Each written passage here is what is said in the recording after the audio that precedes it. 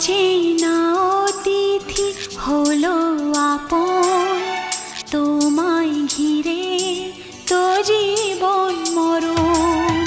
তুমি যা দেখতে চাও যায় না দেখা, নেই তো পাখির বাসা বন্ধ পাখা।